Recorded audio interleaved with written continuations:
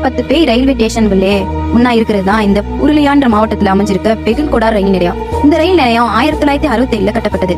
இது ஏன் பேய் ரயில்வே ஸ்டேஷனா மாறுச்சுன்னா, அங்க வேலை செஞ்சுட்டு வந்த ஸ்டேஷன் மாஸ்டர் ஒரு நாள் திடீர்னு இறந்து போயிட்டார். அவர் எப்படி இறந்தாருன்னு அந்த ஊர் மக்கள்ல கேட்டப்போ அவர் ஏதோ பேய பார்த்தது பயந்து போய் இறந்துட்டாருன்னு சொன்னாங்க. அந்த பேய் ஒரு வெள்ளை புடவை கட்டி அந்த ரயில்வே ட்ராக்ல நடந்து வந்ததை பார்த்து நிறைய பேர் பயந்து இருக்கதாவும் சொல்லியிருக்காங்க. இதோட உண்மையான ஸ்டோரி என்னன்னு பாக்குறதுக்கு முன்னாடி நம்மளோட வீடியோ பிடிச்சவங்க முடிஞ்சா ஒரு லைக் அண்ட் சப்ஸ்கிரைப் பண்ணிருங்க. வாங்க ஸ்டோரிக்குள்ள போலாம். அந்த ஸ்டேஷன் மாஸ்டர் இறந்ததுல இருந்து அந்த ரயில் நிலையத்துக்கு அவ்வளவா ஆட்கள் வர போறது இல்லையா. அப்ப இருந்து அந்த ரயில்வே ஸ்டேஷன்ல மக்கள் இல்லாம வெறிச்சோடிதான் இருந்துச்சான்.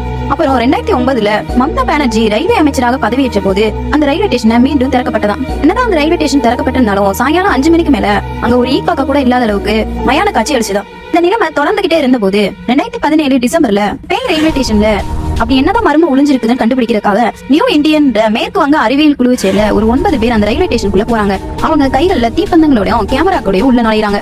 அப்போ நைட் ஒரு 2 மணி அளவுல திடீர்னு ஒரு புதர்களுக்கு பின்னாடி இருந்து சத்தம் விசித்திரமா கேட்க ஆரம்பிக்குது. அவங்க அந்த சத்தம் வர பாதையை நோக்கி போகும்போது ஏதோ மர்ம நபர்கள் அந்த செடிகளுக்கு பின்னாடி இருந்து சத்தம் போடுறத கவனிக்கிறாங்க. அந்த குழுவினர் அவங்கள விரட்டி பிடிக்க சென்ற போது அவங்க தப்பிச்சு ஓடுறாங்க. அந்த குழு அந்த ஒரு நாள் அங்க இருந்துட்டு வந்ததுல அவங்க சொன்னது என்னன்னா, சும்மா மக்களுக்கு வதந்தியை கிளப்புற விதமாகவும் பயமுறுத்துற விதமாகவும் அவங்களோட தனிப்பட்ட விருப்பத்துக்கு அந்த ஸ்டேஷனை பயன்படுத்தினாவும் சொன்னாங்க.